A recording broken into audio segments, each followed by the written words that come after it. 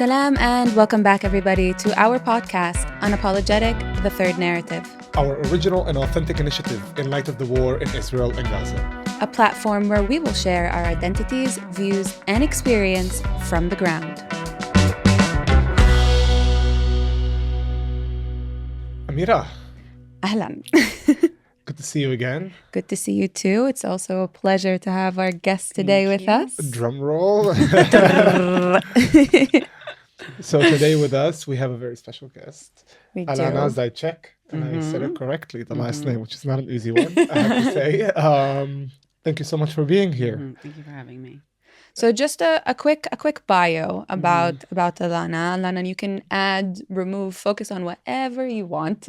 But Alana is an American Israeli living in Brooklyn, in New York. Yep. And on October the 7th, 6 of your cousins, including 3 young children, were kidnapped from Kibbutz Nir Oz to Gaza. 5 of them have returned, but your cousin's husband, David, remains in captivity. Yes. How are you? A hard question.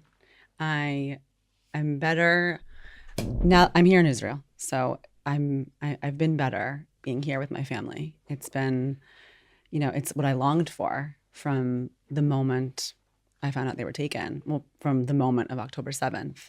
So I'm better being with them. Being able to hug them and be with them. It's been a healing experience for me. Yeah.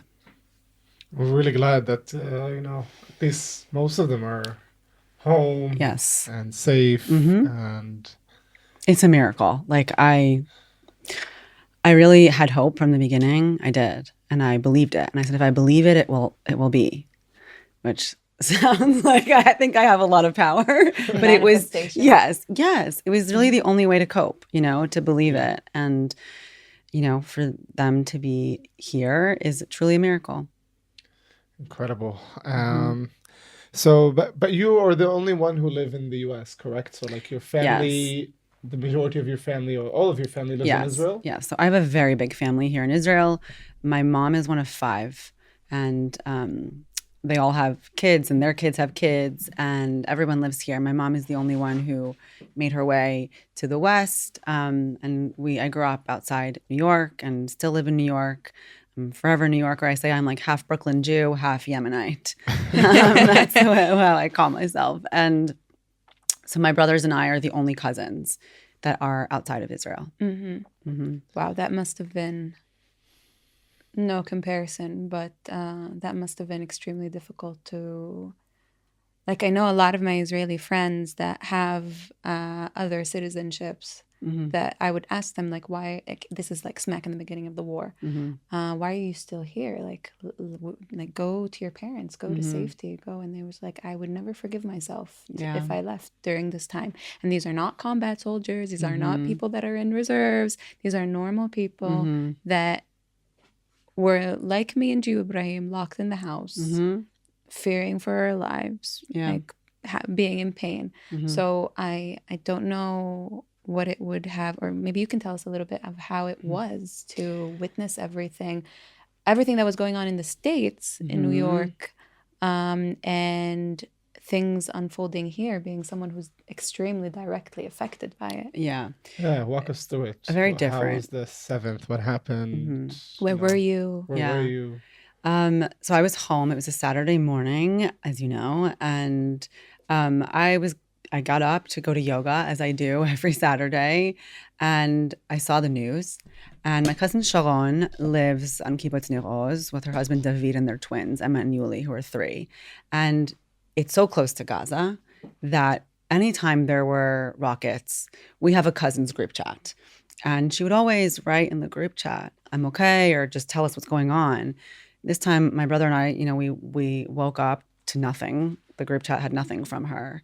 So I was immediately concerned seeing what was happening. And I knew in my gut that it was different this time, but I thought, okay, let's just stay calm. And wait it out and see what happens. And maybe she has no service and we'll hear from her. So I went to yoga and I left. But why were you waiting? Why is it a weekly thing? or that they say it's so common. Mm-hmm. Well, because rockets are sent so often. Mm-hmm. And I just wanted to clarify. Yes. For the listeners. Yes. Sorry. Yes. That's okay. The way I explained it a lot throughout this process is that we thought it was business as usual. This is kind of how I say it. And I went to the kibbutz last week, and I could see Gaza. I realized really quite how close it was. I think it's 2-ish kilometers, and you can really see it. And the rockets are sent to Israel all the time, and their kibbutz has been hit before. I think in 2021. It was hit. Luckily, they weren't there. Not her brother-in-law's house was hit. So this is their way of life, right? This is what they know. They have a safe room in their house, right? They have the different safe rooms across the kibbutz, littered around the kibbutz, that are painted beautiful colors and to blend in with the pastoral, landscape, as if that's like a normal thing to have in your community. But we've all gotten used to it. And so I thought to myself, it's fine. It's okay. Yeah. And then we began to realize it wasn't okay. And my brother and I, being in Brooklyn, I have two brothers, but me and one of my brothers were sitting in a coffee shop. And there is something very surreal about that feeling when everyone around you is just completely living their lives normally. Unlike here, where the whole entire country was up in arms and just distressed and freaking out. Around me, there was a normal Saturday afternoon. And he and I don't know. It was, your mind, I don't let my mind go to the worst case scenario. That's a survival mechanism, I suppose. And so then we went home and watched the news all day and waited for news. And we kept looking, on WhatsApp, kept looking at the last time Sharon was online. And it was not changing. And I said, her phone must be dead, or there's no service in the safe room. And this is what I said to myself, until eventually once, it took 4 or 5 hours for the kibbutz to be under control after they had taken them. And eventually my mom's sister, Ricky, contacted her siblings and told them that they're missing. We found out that they are missing, but there was no blood. Their house was burned, but there was no blood in the mamad. So this was a moment of relief, believe it or not, that there was no blood. It meant that they hadn't been shot, and that, by this point we knew people were being taken. And we didn't really get confirmation for a while. On that day, we also saw a TikTok video. And the TikTok video was you could see another woman's face. Her name is Doron. She's another hostage. And her husband, Yoni, spotted her in the video. Someone found it. And it was them being on a tractor, being taken away, surrounded by Hamas terrorists around the tractor, taking them away. And at first, we're looking at it because we know it was from their kibbutz. And I see a man from the side. And I said to my brother, I think that's a man. I think it's David, because he was holding a child with brown hair, and that looked about one of the twins' age, like the twins' age. And it's still to this day indescribable. You can't believe that you're seeing your family being kidnapped in a TikTok video. It is crazy to say. Yeah. Now that she's saying it. And that, it's not news. It's not government contacting you. It's not the army contacting you. It's not anyone who's official. It's on TikTok. Yes. Yeah, when we see one child, we don't see the other twin. Eventually, the next day, my aunt confirmed that it was them because someone sent it to her, and she eventually saw David, and I noticed Sharon from the back. But at this point, we can only see Sharon, David, one of the twins. There are 3 missing. My other cousin, Danielle Eloni, she's Sharon's sister, her daughter, Amelia, and one of the other twins. We don't know where they are, but at this point, we know that at the very least, they're taken. And once again, another strange moment of relief. But still, to see it in a TikTok video, I don't know that I'll ever... I mean, maybe as a millennial, it feels like, oh, of course, there's things on social media, but I've never been through this before, but I know through many things that have happened in the US, right? We've seen things go on social media, like George Floyd, and it's become common to publish things on social media, but usually it's, of someone publishing the perpetrator, not the perpetrator uploading it themselves. That's true. That's interesting. So this was different. And then we didn't have any other information after this. So I shared about my situation on Instagram because I didn't know what else to do. I just couldn't. I love my family so much. I spent every summer of my life here. I'm very close with my family. We're all very close with each other. The first thing I think I posted on Instagram, I said, I won the lottery with my family. Mm-hmm. And I needed the world to know what was happening, that they were taken and that they were missing at first. And I really started to share every moment of my experience through Instagram. It felt like it's not something I don't think it's so out of character for me to want to do that, but this was an out of the norm situation, and I just felt like I had to share. And so I would share every moment of this kind of experience through my Instagram stories. And but by Tuesday of that week, I went on the news for the first time. And then by Friday of that week, I spoke at the UN. And at that point, we learned that they were alive. We were informed by the IDF. The morning I spoke at the UN, I found out that all 6 of them were confirmed to be alive hostages in Gaza. Which is not a given to a lot of families. So many families, a part were taken, others were killed or died on the way or injured. So many things happened. So many things. And by this point, we heard all the stories, of the children and the Nova Festival and the raping. And, I had these are 2 women in my family. My 2 cousins are women that were taken and their children. And we just, your mind goes to the worst. But when I found out they were alive, in my speech at the UN, I ended it by saying, Yesh tikva, there is hope. Because I believed it. I said, they're alive, there is hope. And that's what I held on to the entirety of their 52 days in captivity. Unfortunately, the U.S. knows cruelty sometimes, I would say. Especially when you mentioned the perpetrators recording, my flashback went to... actually to the U.S. and not other examples in the world of when, we had mass shootings and people would record their own shootings. And oh my God, yeah. So unfortunately, the U.S. knows these kind of things, but unfortunately the U.S. also knows cruelty in terms of its, I would say, response and dealing with the situation and dealing with the conflict as a whole and with the war, because you are in the U.S. and we know a lot of things that happened to both the Palestinian community and to the Jewish community. But in specific, in your case, we heard examples and we saw reels of how people were taking posters of hostages. Yes. In your case, it's not just hostages. Yes. It's my family. It's your family. It's your cousins. Yeah. How was that experience to see someone, literally demonizing your family and just putting them in a box and just, they feel that they can just take it off? How did you feel? Specifically in New York, because New York is the highest percentage of Jews in the United States, correct? Highest percentage of Jews outside of Israel. Outside of Israel. Oh, okay. It's like Israel, then New York. So to...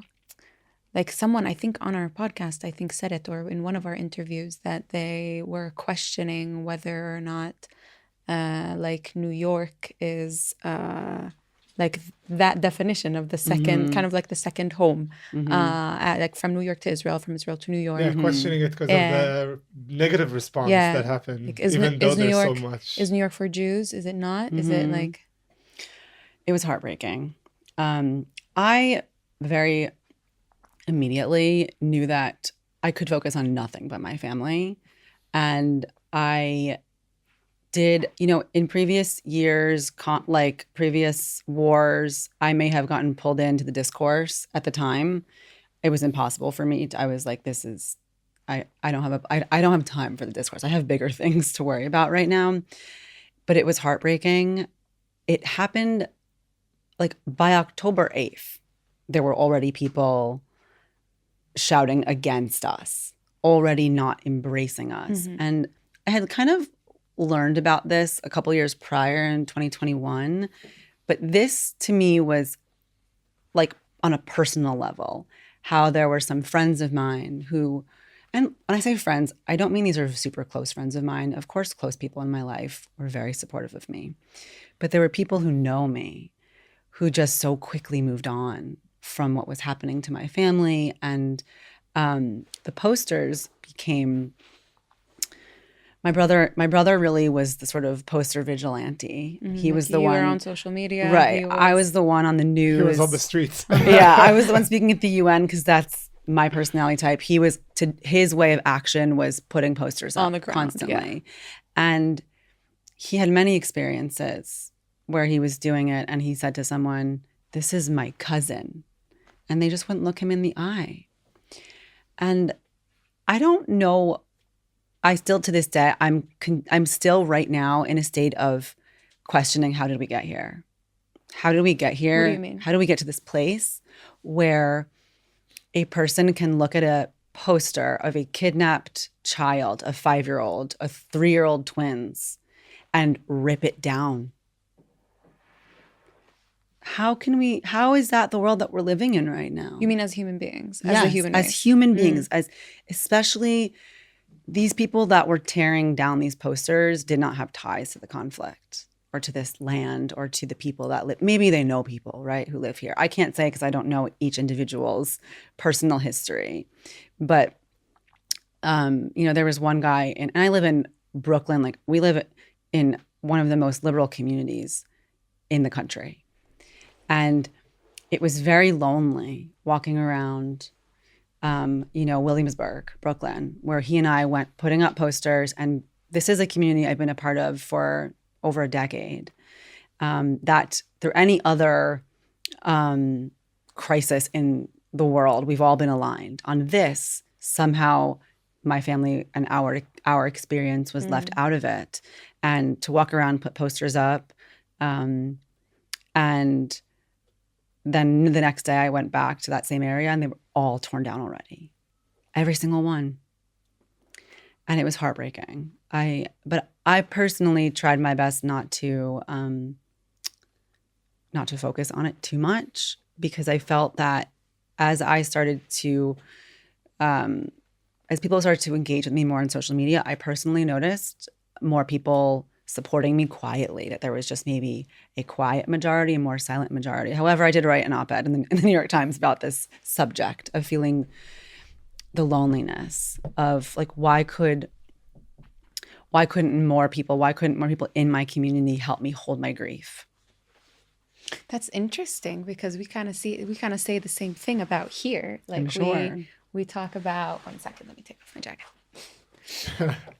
We talk about how the Palestinians that support us are the silent majority, and how they support us but quietly in our DMs, in like the people that we know via email and want to censor their identity. So it's not to say that it's like within Israel, it's the exact opposite of what it is in the West in regards to Palestinians and Jews, because it's not the same.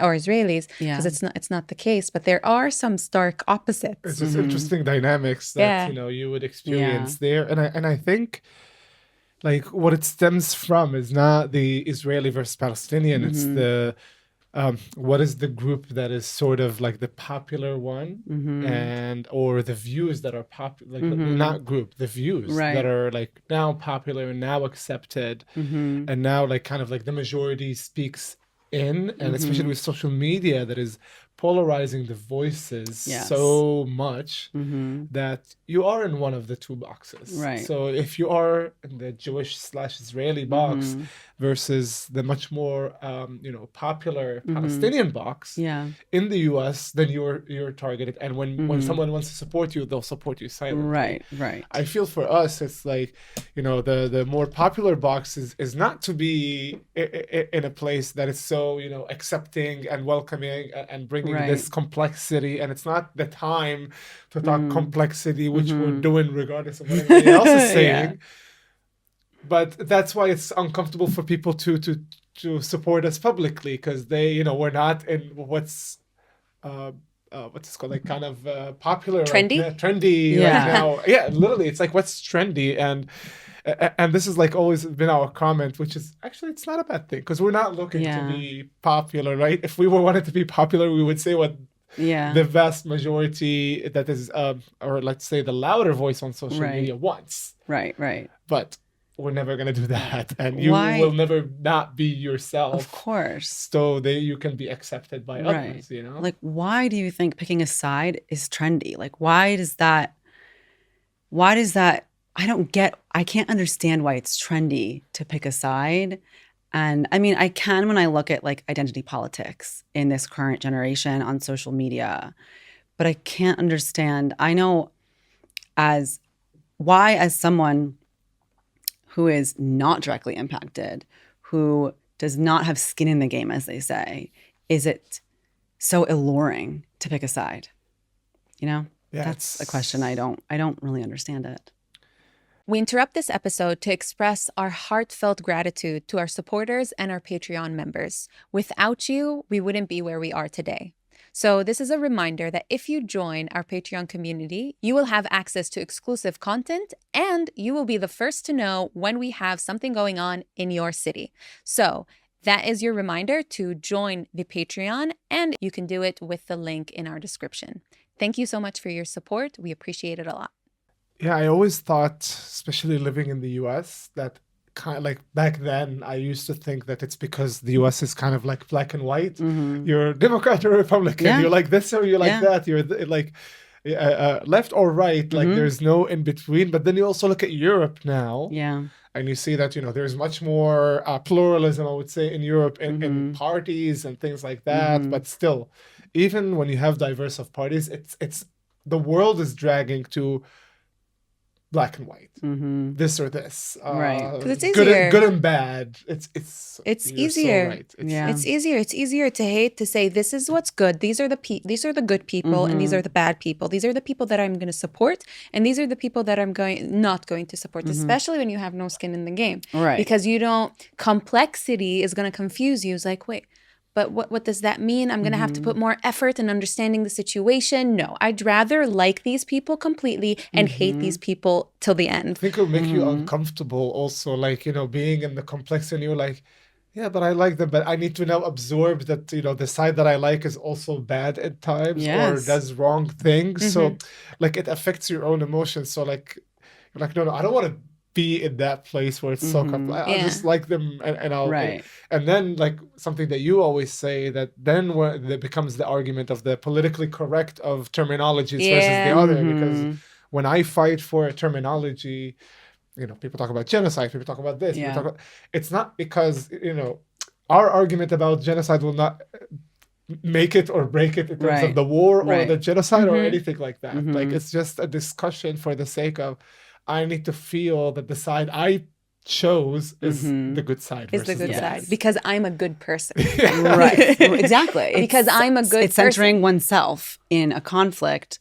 And it's like, you can understand why here in the region, Jews and Palestinians pick a side, because it is part of, like, how can you not? It's your people. It's happened to your people. And, it's like, how much grief can one people hold at the same time? But for the other people, I feel that it's their responsibility, if they want to engage and care about this conflict and this war, to hold both people's grief. They have the space for it. It sounds like the third narrative to me. Yeah. And we're glad that we have a partner for the third narrative in New York. Yeah. Was it difficult for you to hold grief for both sides? I assume, like, we're all human beings. Yes. We're all human beings. While having skin in the game. Yeah. Also, like you have empathy. Like we see people with no skin in the game revert to hate. Yeah. Like, you're someone who has skin in the game, who is directly affected. Your family was held hostage. Your cousin's husband? Yeah, David. Your cousin's husband, David, is still in there. captivity in Gaza. So you have motive to hate. You know what I mean? Yes. Like, not that it's justifiable if you, but it would be more understandable. How did you find how did you meet those emotions? I don't want to say how did you, because it's up and down. So how did you meet those emotions of, I want vengeance, or I want my family back, and I want someone to pay for the pain that I'm feeling? I don't think I had space for hate. Hate is a very... At all? I have hate for Hamas. You know, how could I not? I have hate for extremists in the Israeli government, but hate is not a useful emotion for me. It wasn't going to get my family back. Hate doesn't solve anyone's problems. And the desperation that we felt and that we still feel as hostage families is all consuming. And it just didn't feel like a productive place to put myself, you know, like hate, you feel something visceral in your body. Hate and fear, these are really aligned emotions. They kind of come from one another and they feed off of each other. And I didn't want that feeling. I just wanted my family back. And I didn't feel like stressing myself out further with things like fear and hate would help. So I felt also that it was hard to really look forward until, even so, it's still hard to look forward when you're still in it. But I just thought something has got to give. Whatever we've been doing up until now isn't working. And something has to change. We can't go back. The status quo is not working. I don't want to live in a world where my family could be taken hostage again, you know, which has been threatened to them. Yeah. So, or where you need to wait each and every day or week for I'm safe message. Yeah. What kind of reality is that? Or to paint, like you mentioned right at the beginning, which is something that we know, and it's like it's also in the North. I see it a lot, where you paint the safe house to make it look pretty, to kind of like, you know, blend in or to paint it colorful, mush away to mask the meaning of it. Yeah, exactly. The meaning of it is I am not safe, and that should not be right. A normal it should reality. not be normal. You know, going back to the normal, quote unquote, is not normal, and we shouldn't accept going back to the 6th of October. I agree. And I mean, one of the things that I have learned more and more while being here, because I am an American. I grew up in America. I don't have the same lived experience as anyone here. I have the luxury and the privilege of having America to be there and to not live in this. But I learned so many things about the consciousness that children have here about safety. And it's things like the mamad. I mean, almost every kid's room is the mamad because there's only so many bedrooms, and they make the mamad the kid's bedroom because it's the safest. Or so Danielle and Amelia don't live on the kibbutz. They live in another part of Israel, and they were just visiting Sharon and her family for the weekend. Wow. And when they arrived there, her daughter, who was, 5.5 at the time, on October 6th, when they arrived there, she said to them, "There's not going to be an alarm, will there?" She already was afraid, because one time she'd been there, there had been something going on, and she already had this consciousness, and of course they said, "No, sweetie, of course not. Like, nothing to worry about." And then they woke up on October 7th, 2 alarms, and had to make their way to the mamad, and almost choked to death before having to climb out to meet what they thought would be their fate, which was they left the safe room after hours of smoke, inhalation, choking, because they felt going outside and being shot would be the better option. It would be quick, at least. Wow. So this was Danielle said to her daughter, "I'm sorry, honey, but we're going to die." Wow. I know. And this is, and that's her experience as a kidnapped child. My other cousins who have young children, they also have they also talk about safe rooms and have the same feeling. And so if we take it back to what I experienced in New York, I feel that there is such a disconnect of what the lived experience is of Israelis, of all Israelis, that experience, and to not understand that people here grow up this way and live their whole lives with that fear living inside of them. And I think people miss like the point a lot of the time that, you know, they are victims of this conflict. And for some reason, people don't see them as victims because, you know, there's a number of reasons why, but it's hard to pinpoint exactly where it comes from. Much, yeah. It's hate. But it's not like, you know, it's these people who, you know, people who like grow up now. It's not the people who are 48 fighting. Like it's absurd. Like we are all born to the conflict. Like we didn't choose to be on either side or in one point or another or in one position or another. And the fact that the world, you know, judges you for where you're from. We talked about this, Amira, the other day about pride in being in one country, from one country or the other. Yeah, we talked about nationalism and nationalism and national pride and how, like, you know, it's kind of it kind of is absurd that we have such deep pride in nationalism because. It's something that, and there was like, we watched a comedy skit by a comedian, George Carlin, and he was talking about how, like, you know, you're not going to be proud to be 5'11" or 6.1 or that you have a precondition for skin cancer or that if you know, pride in being American or Irish or Israeli, like, it's a genetic accident. It's not. It's not an achievement. No. Like, you didn't work for that. You can be happy about it. Happy is good, but pride goes before fall, as you said, and it's true. Too much pride is bad for you. And yes. Well, too much pride keeps you blind a lot of the time. Yeah. It just keeps you in one frame of mind. Exactly, and putting you as, you know. The other also putting yourself in a box because there's so much pride in your identity, then you're kind of like, you know, automatically goes against the other. Yeah. I want to take us back a little bit to your family and how they have been dealing with the situation since, and up to the point of the release of the majority of your family. Yeah.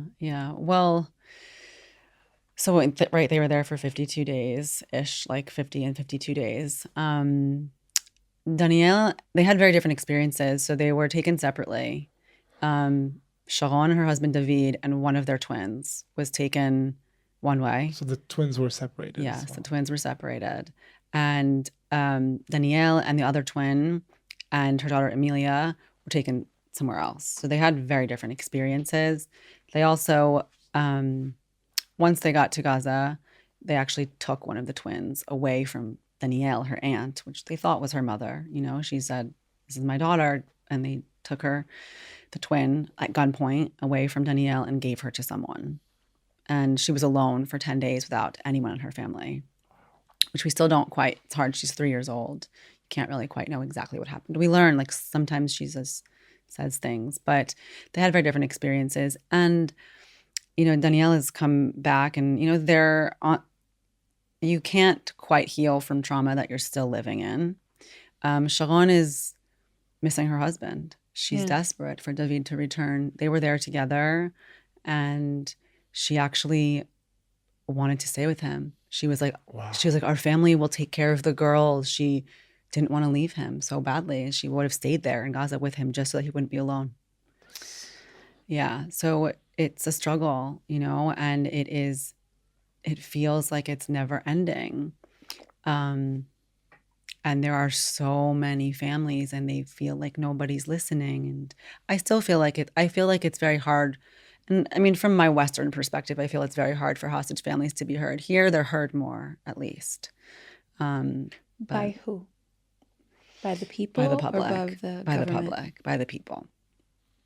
And the government is not listening to them. That's for sure.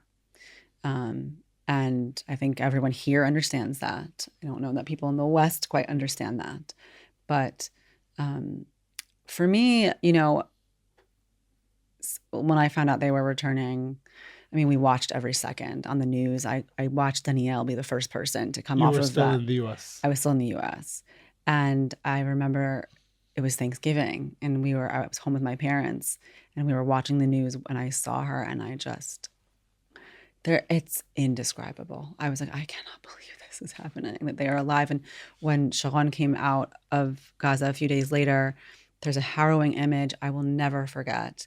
Her and another woman who was held with them, they were wearing like these pink outfits, each one of them holding a twin that was sleeping, walking out with two of the Hamas militants in their like, black, I think that's like the Qassam Brigade attire, and in their really kind of scary looking, their faces are covered around these two women in pink holding children sleeping. It's so like, it's an image I'll never forget. And I remember just seeing that and just thinking, nothing but gratitude that they were home. That's it. That's all I could. It was a miracle. And then you guys just picked up your stuff and decided to, after that, travel at some point to come and see them. So I waited, now it's February, and I waited because I thought David could be home. I thought, let me wait a little bit longer. Let me wait it out. We wanted to give them time and space, of course, to recover. We had no idea what condition they would be in, mentally, physically. We didn't know. So I wanted to wait. Sharon FaceTimed us. Like, she surprise FaceTimed me from the hospital. A few days after she returned, but they were there for a while. She lost 20 pounds. Everyone is in their recovery period still, and I wanted to give them time for the children to settle in. So we didn't want to rush and be on top of them. But I really thought by now that at least David would be home, because now we've more than doubled the time that they were there. So I came here to be with them and see them and hug them and just try and give them as much comfort as I can. People did a great job at trying to comfort me. Friends of mine, close friends, did everything they could. So many people sent me messages, people sent me food constantly. People sent me like money to Uber Eats. Like, people just wanted me to have everything else taken care of while I was on the news all the time and advocating for them. And so I thought, come here and just be with them. But Danielle is being an amazing spokesperson. She has found her comfort in speaking and advocating for the hostages as a whole, and is incredible and is really focused on doing that right now. And that's where she's placing her energy. We haven't done this in a while, but I think it's time to talk a little bit about terminology. And by terminology, I mean a slogan that's going around in Hebrew, specifically in the Israeli society, which is, Ibrahim, fix my broken Hebrew if I say it wrong, ביחד ננצח. ביחד ננצח. I have to say it dramatically. ביחד ננצח. Like, it's like, wow. Like, really, I'm sitting in the bus. It's like, they tell you, like, okay, now this is the station, get off, and then after it is ביחד ננצח, ביחד נעבור את זה, something, like, together we'll get through this, together we'll win. Prevail, right? Yeah. Mainly is to win. To win. Together we'll win. In malls, it's everywhere. Together we'll win. In Hebrew, on the radio, again and again and again, and it seeps. And people are using the hashtag together we'll win. What is to win? Yeah, what do you think? What do you think about the slogan? What do you think about winning? What, as someone who's in your position, what do you have to say about that? I don't think there is a winner. There can't be. We lost on October 7th. The fact that October 7th even happened was when we lost. They knew this was coming. There was intelligence. There is no winner, whether it be my family, right? 5 of them are home and alive. Doesn't mean that they've won. They've gone through a trauma unlike anything else. It's scarred on their souls forever. It's scarred on the souls of every person that lives in this land forever. No one has won. And there is no winning, I think the slogan, and I like that I have said many times, words matter. This war in general it's a battle of slogans. And I have found, I don't know, my perspective on ביחד ננצח is trying to keep people together to control them. when I say togetherness, I'm talking about the people being together to stop this war, to put it to an end, to release the hostages. That's my meaning behind it. But I think I prefer other slogans here, like Eskach Shav, deal now, is a more powerful one to me. In New York, in the West, there's a battle between ceasefire now and bring them home. As if these are two separate I'll tell you things. why. I found out why. Tell me. Okay, so I found out that the Israeli or pro-Israeli camp is problem with ceasefire now is that they understand it as a unilateral ceasefire. When I say ceasefire, I mean like stop the fucking war. That's what I mean. Which is it doesn't. It makes no sense to me. Why would that be the case? Actually, like, why would someone who's pro-Palestinian want to say in our ceasefire and to mean only like you stop, but I want to continue? Like, well, by definition, it's bilateral. Like the definition of a ceasefire is bilateral. That's why I'm like, what? But it's the context it was taken by the people who chose to use it very quickly. It was the ceasefire now was within the first week of the war. Was already happening. And for what it's worth, I have myself in past wars said ceasefire because it's always been just rocket fire, right? But the removal of the hostage cause from the rhetoric, it immediately, you lose trust in people. There were too many people who were using it as a way to, which showing support for the Palestinian cause, there's nothing, but please, absolutely do. Those of you who are capable of supporting, please do. But it was the removal of our cause, of our people who were brutally kidnapped. It was also the dismissal of what happened on October 7th as resistance or as expected.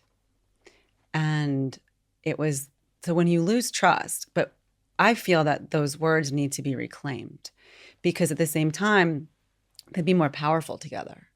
And they really are just two sides of the same coin, you know? Ultimately, a hostage deal would absolutely come with a ceasefire. We saw that in November. That's what we saw, a diplomatic deal that released hostages and included a ceasefire. And that actually what brings the hostages home and not continuing the fighting. Exactly. Which is it's exactly what you're saying, which is what happens in the Israeli rhetoric. And they keep talking about, especially in the government and in, the political level, of how more and more power and military power will be the solution. Right. And like you have one family member now, and it used to be 6. And like how do you feel when you hear someone like who actually think that bombing in Gaza where your family is there, thinking that releases them? Like, how did you feel when you encountered those statements coming from some Israelis? Yeah, I think they are delusional. Once again, I don't live here. So I do try my best to give everyone as much compassion as I can to understand this is a person who lives in this country, who lives under the trauma of this country, the security issues of this country. They were here on October 7th and they witnessed it. I don't agree with them. I try to focus. I don't want to focus on those people I don't think they're never going to change their mind. Yeah. So I try my best not to, but I've certainly seen videos of my cousin, like media clips, and I've seen her calling for a deal right now for, Bibi to pay a big price. And I've seen people in the comments saying, you should be this is shameful. You should be grateful that our army brought you back. And I'm just like, are you? It's honestly disgusting. How can anyone say those words to a released hostage who is advocating on behalf of the remaining hostages based on not only what she thinks is right, but on her own lived experience? It all comes back to lived experience. So as an American, I try my best not to point fingers at individual Israelis who are spewing that kind of rhetoric. It's upsetting. But it's a rhetoric that was created, like you said, from Biachad Nenatzach. Yes. Like there's a rhetoric, maybe started it, that he has 2 goals for this war. defeating Hamas and releasing the hostages. Right. Both don't work together. No. Like, in order to achieve one, you're going to have to let go of the others. Correct. And the last one. It is what it is. Yes. Adu. Right. Like, it's a zero-sum game in that sense. Yes. You cannot bomb there and expect a diplomatic deal. No, my family was And bombed. like- The house next to them was bombed. They were staying in a not staying, held hostage in a civilian household. Four-star The fourth season. Four-star hostage captivity place. Yeah. So for the first part of, because they were moved a few times, and so for the first part, they 3 of them were in a civilian household, and that house was bombed next door, and they were then moved to a hospital, and since then, and my cousin, when she returned home, one of them was in a cabinet meeting. She went to meet with the cabinet and Bibi, and she said it to his face. She screamed it at him, and didn't do anything. And we've seen other instances of hostages being killed by the IDF. And That's true. Yeah, we talked about it. Yeah, there are a lot of people. I do think about, my frustrations are more with what I see in the West, because so many people across the entirety of the political spectrum are completely disconnected from the realities and the politics in this country. So people here are willing to criticize Bibi, to criticize the government. Also, they live in these politics. People in the West, that they don't necessarily, and this bring them home chant has become sort of like, there's no action really tied to it. It's sort of like, we don't know how. So people don't necessarily say deal now, whereas I do. I'm saying deal now because I'm a hostage family member, and a deal is what will bring David home, his brother Ariel, and many other people from their kibbutz. It's interesting, the difference between the two terms. They're totally disconnected. And deal now. Yes, and people don't really know, and it's frustrating because they are speaking for the hostages and they want to support us, but it's not actually a very strong call to action. And then here, they don't understand the dynamics here. And I get very frustrated even within my own community when I feel like how can you not scream out against the fact that our own people were bombed, that we killed 3 hostages? How can that not enrage you as much as anything else? Yeah, I remember I talked to a cab driver, which I like to do a lot. Every cab I get into, I ask them about the war and the conflict. And they say if you want to know a lot about a country, ask a cab driver. Yeah. So I live by that, honestly. And I remember asking one of them about, I think we were driving and there was going to be a protest, like calling for bringing the hostages home in a deal now sense. And he wasn't happy about it. So was not. Okay. It's like, these guys who are going to do a protest to end, like, call for a deal now and this and that. I'm like, well, I mean, that's the only way the hostages will be back home. Like, but we need to defeat Hamas. That's the most important thing. Like, but they're like, like, I think the most admirable thing about the Israeli society in that regard is that the word life is sacred. Yes. That is a point of strength, which is actually acknowledged in the Arab world. Like, people talk about it. They say it in the Arab world. Correct. Yeah. Like, we're aware of Ever it in the Arab world. Ever since the previous... and especially since the Gilad Shalit deal with 1,000 Palestinians for 1 Israeli. Right, which I think included Sinwar, right? Yep. And, this... Like, and then I asked this guy, like, okay, and what do you think you would have said if your family was there? He was like, he just stared at me, and it took him 5 seconds, I think. It was like, yeah, I would have spoken completely different if my family was inside. Exactly. Like, I'm aware of it. Exactly. And I understand them, but I'm still not it's so tough. What I noticed, and you can tell me if I'm wrong, is in the beginning of the war, before the hostage deal, that was hostage deal and a temporary ceasefire. Before that, when I would talk to my Israeli friends, and I'm going to say something extremely insensitive, but what they would tell me is that, like, I would tell them, don't you think that the hostages will be killed by the like by the bombardments and everything that's going on. And the response that I would say is that they're already dead. They're not going to come home. And then the hostage deal happened, and people were in disbelief that our hostages are alive. And I noticed an increase in the protests of bring them home, deal now. The voice of the hostage families grew louder because their hope was renewed of they're there. They're in there. It's possible. It is possible. My loved one, my family member can come back. So I don't know when you talked to that cab driver, but I saw that it was after the after. It was after.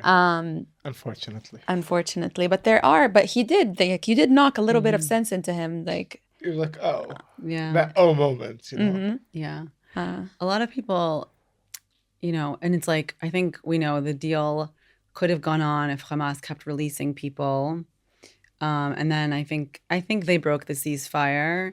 And personally, I find, you know, people are always saying, like, why aren't you demanding things from Hamas? Not to me personally. People are pretty gentle with me for what it's worth.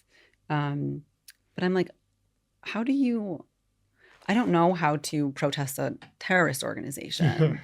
I know that there's more control. We have more control over speaking to my American government. I tried very hard to speak to the American government, but it was hard because my family are not American citizens. And the Israeli government, like, that makes more sense to me from a call to action, from my demands I'm making, because Hamas is not going to listen to me. Why would they? And I don't know who they're going to listen to. we need to demand from our governments to work with the people that Hamas will listen to. Exactly. And Hamas will listen to interests. Right. So it's about exactly what you're saying. You, like us, like, and you talking to your governments to reach the people who will get Hamas the interest that would get the people out, because they're the most important thing. Because the war was already lost, like on the 7th, in that sense of, you know, not like, and we say it so many times, Hamas is an ideology. Even if you kill Hamas to the last soldier, to the last rifle, if you wipe out the last rifle from Gaza, clean it completely, sanitize it. If you don't have anything different, and if there's no long-term plan, it will resurface. Absolutely. Or you know what? Even if you make more of it. And even if you wash everybody's mind off, like, you know, we gave the example in the past. If you do a Men in Black and you do the light that makes you forget everything, they will forget Hamas. If the reality stays, in 2 years we'll have something else. It will just be called maybe something different. I had a conversation yesterday with someone, and they were like telling me with Mansour. I was having a conversation with Mansour, and he was telling me about the war and winning and Hamas and UNRWA, and he was like, they need to be removed, and that's why we need the war. And it's like we were having a quarrel about something on social media, and then I was like, do you know that these are just names? Like, UNRWA is just a name. Hamas is just a name. You remove it tomorrow, something else called, I don't know. There already are other ones, right? There's the Islamic Jihad, and then I think we found out recently, like, there's another one. Like, I was talking with cousins, and they're like, oh, you know, one of the other groups there. Like, there are so many, and you can't. It's like you said, it's an ideology, and I don't know how we root out that. I don't know how. You just replace it with a better one, right? Like, only ideology can beat ideology, and if there is a faith, if there is a sense that, you know, here's a path for a real good life and future for you as a Gazan, people will try to go for that, especially now. So we are at a make it or break it point in that sense that we need to bring in different ideology. Right. It's not going to be through a military campaign. No. That's for sure. No, that's for sure. And I very much get frustrated when I see people using the hostage cause and speaking almost on behalf of us, as if the continuation of this war is on our behalf, when it's not. In your name. Yes. Nothing frustrates me more. Everything I said from day one in the news and constantly was the hostage release, and this was me speaking to my government, right, as a hostage family member, must be the number one priority. The only priority is getting them home or bringing them home. And it's I don't know anything about war or politics in the nature that I knew exactly a solution to provide. I think I wish I had the solution. I never knew what it was. I think a lot of people today are uncomfortable with not knowing what the solution is, what to say. I never knew. I just said, bring them home. That should be your only priority, should be getting them out of there. And many of them were in tunnel. It's impossible to do. They have successfully retrieved 2 people. Yeah, militarily. Yes. So the numbers aren't looking so good about that working out versus a diplomatic deal. Like, let's all rescued 2, accidentally killed 3. Yeah. How many Palestinians have innocent Palestinians that are killed, and a result. Yeah, you're right. The numbers don't sway. Yeah. I'll something that a friend of mine that I don't know if they want to be mentioned or not told me that I find extremely interesting when we talked about winning and did Hamas win? Like, that's what I asked. And I was like, do you think, because they're a Palestinian from the West Bank, and do you think that Hamas won? And they told me that Ismail Haniyeh won. Ismail Haniyeh, from when he was in jail, in Israeli prison, wanted vengeance and revenge from Bibi Netanyahu. And his goal was to take Israel, the Israeli public, back years. And he succeeded with the trauma, with the media, with media internationally. Bibi's image of security is shattered. So that was an interesting point of view. Very and I was sitting down and I was like, tell me more. Tell me more. But yeah, even like the Palestinians didn't win. Hamas didn't win. Hamas did not win. It was win. Ismail Haniyeh. Yeah. Is like, you know why? And Bibi wants to win. The only person that would win in this case, right, is him. The continuation of the war keeps him in power. Yeah. He only thinks of himself. Yep. So, yes, this is one man against another. Yeah. It's a personal vendetta. A personal vendetta. And you know, Ismail Haniyeh, like the reason why he won and Hamas not is because we know like how, you know, Hamas is not going to be the same after this. The Palestinian public in Gaza is not going to be the same after this. I think this will change things in Gaza, but he doesn't hear about that. He doesn't care. He's rich enough that even if Hamas is physically wiped, even by the Palestinians, he can live off for the rest of his kids and their kids and their kids without any, you know, worry in the world. So it's not about that for him. Absolutely. It's cruel and awful. Now that we touched on so many negative things, any positivity, any hope that you want to give to us, to our audience, you know, a sense of hope that you got from your cousins when they got out, something positive that they shared that we want to... That they keep on advocating, keep on going. I think I'm really inspired by my cousin Danielle and her ability to step into this role of an advocate for all the hostages. And she, you know, I was a very loud advocate in the West, and you know, will continue to be so in my own ways.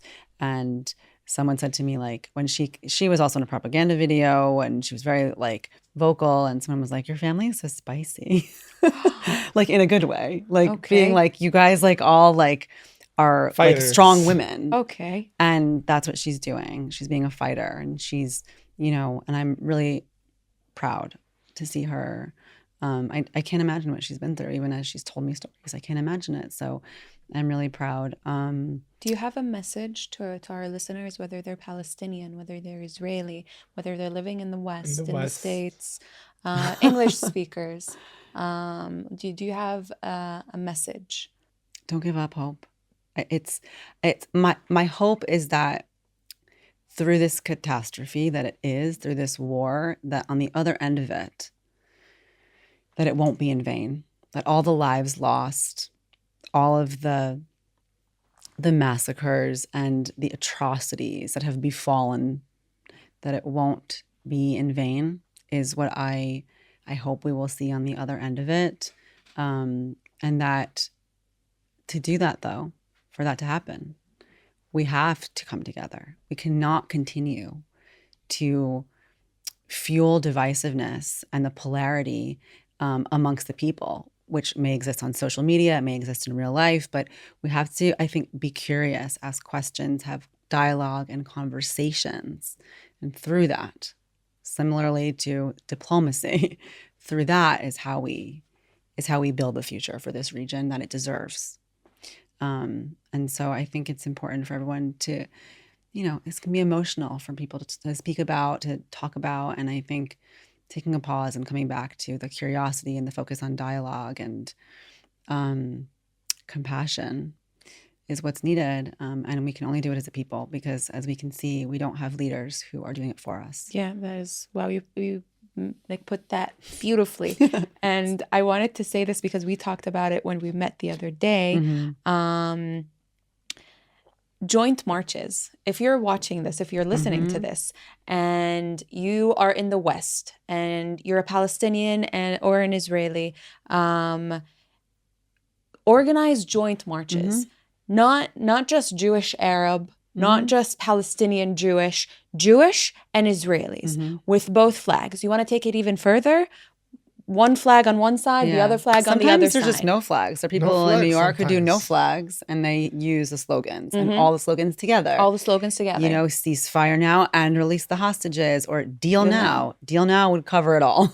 And sometimes people do vigils. Peace vigils. So please, I would want to see these peace vigils and vigils in the name of both Israelis and Palestinians together, because it's innocent people on both sides that are dying. So how the fuck is it not so basic to do a vigil for both? We're more powerful together. Innocent human beings who are dying for this conflict and this war. I think we said this the other day, the most radical thing you can do is hold hands. That's something I say. I always say the most radical thing you can do is hold hands. But in this moment, that does feel like a radical idea. So we'll all hold hands at the end of this episode. And give each other a big hug. Yes, but the most... People think that to be on one side, you must choose in that, or especially on the left side of it, you must be radical in nature. But radicalism is what got us here. I think it would be much more radical, though, to just be together and fight for this to end. Amen to that. So it was amazing to have you. Thank you. It was an up and down conversation, talking about a lot of intense things. I like that we talked about hope from people who it's, like you said, the most radical thing to talk about right now is hope. So for you to say the message of holding hands, Palestinians and Israelis together, empowered by the West, is, I think, the most powerful message that you can give. Thank you so much for coming. We know you're leaving tomorrow back to the States. Yeah. So we very much appreciate your time and your message. And it was up and down, right? I loved how at times it's so ironic, right? We're talking about so many difficult things, and we used even sometimes humor. I swear it feels like a defense mechanism. And it shields us, and we could just try to make things light. So it's a must. Thank you so much for bringing such an important story and message. Of course. Yeah, thank you for having me. I mean, it is cathartic for me to talk and to reach more people, and to be in a place where that is trying to show people there is another choice, a third way. Yes, a third way. It is the way of the future. Inshallah. And with this, on this note, we will end as always, that at the end of the day, all of us who live in this land and outside of it, Israelis, Palestinians, Arab, Jews, anywhere in the world, we all deserve better. Yes. Amen. Amen.